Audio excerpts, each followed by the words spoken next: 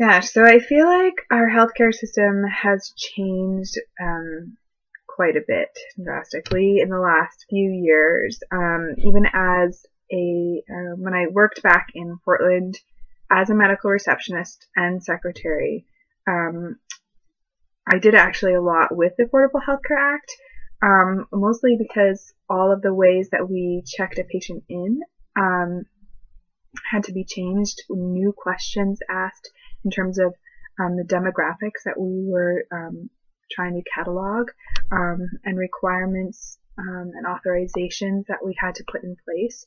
And so it was really interesting to see how that affected the office and the staff.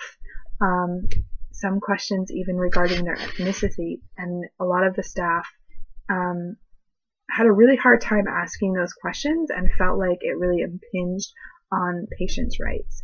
That being said, in terms of sort of, especially in like the campaign and, what issues candidates talk about, everyone's talking about, getting rid of Obamacare.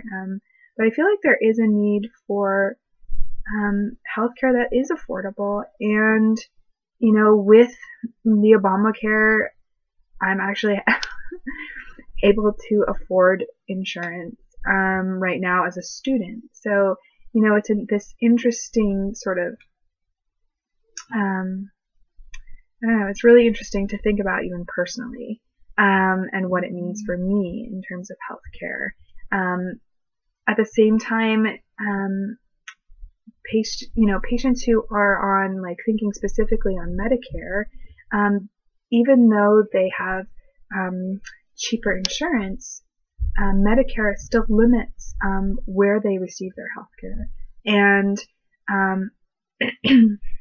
it's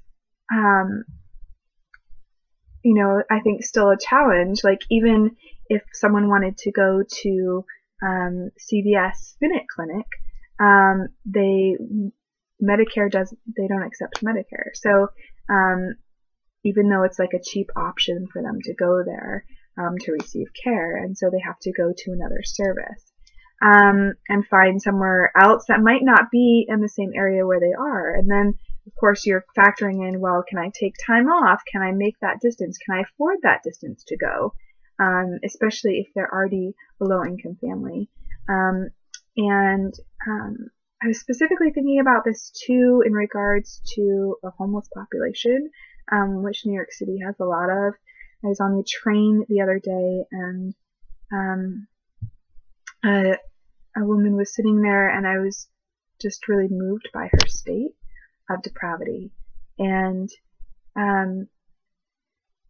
then today, actually, following and shadowing around in social work, one of the cases was a homeless family who, the child qualified to be in a rehabilitation place with her Medicare, but the father didn't want him to lose his spot in the medical shelter that he was in. And so I began really thinking about those dynamics that play in and are affecting sort of